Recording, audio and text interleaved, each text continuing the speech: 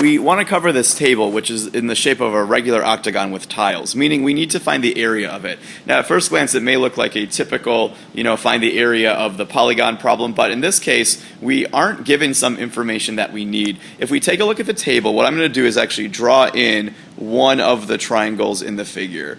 We've divided these up into polygons before. So I can see that 15 is my S value, that's the side length. I know that N is 8 because I've got 8 sides, but then I notice this number they give me, the 19.6, is not the apothem, it's not perpendicular. What they've given me instead is just the radius, which is great, but that's not part of my area formula, which recall was 1/2 SAN, side 1/2 times side length times apothem times number of sides. Rather, the apothem is not given to me. That's that perpendicular distance right down there in the table. So that's the value I'm going to need to find. So I have a little bit of work I need to do before I can find the area of this table. So my hint that I gave you down here was to draw one of the triangles in the problem. So let me redraw that purple triangle we drew in the table. Let's draw that triangle again. So the base of that triangle, the side of the octagon, is 15.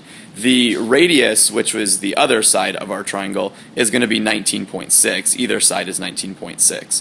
And then the side I want to find, or what I want to find, is that height of the triangle, the apothem. So that's what I need to know. So looking at this diagram, hopefully what you're seeing is, once again, we're going to use our old friend, the Pythagorean theorem, to find a missing side out. So rather than look at that entire triangle, let's look at just that orange triangle. Now, since 15 is the entire base and it's cut in half by drawing that apothem in there, I'm going to actually use just half of 15, which is 7.5.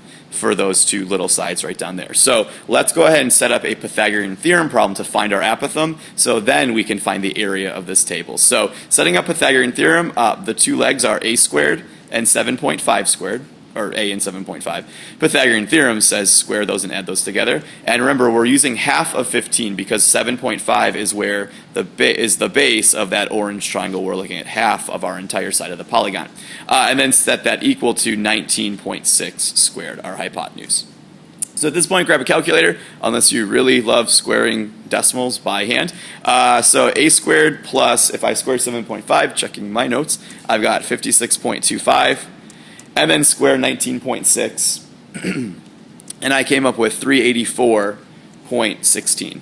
Okay, subtract that 56 from both sides, so I get a squared equals 327.91. Again, hopefully you're doing the calculations yourself or pausing the video to check it. And then finally take the square root of both sides, and let's round to 2 decimal places for these. We're going to say the apothem, or the apothem, is approximately 18.11. So that's the number we need to use. We're not done with the problem, but now we have the information that we need to finish it. So knowing that the apothem is now 18.11 about, let's go ahead and actually find the area of this table so we can cover it with tiles. So the area of any regular polygon is 1/2 times S, the side length, which we know from the diagram is 15, times the apothem, which we just calculated to be 18.11, and then times n, which is the number of sides in an octagon, that's 8. So there's the equation I want to use once I now know the apothem. Again, grabbing my calculator and doing some number crunching, I get an area of 1086.6 approximately.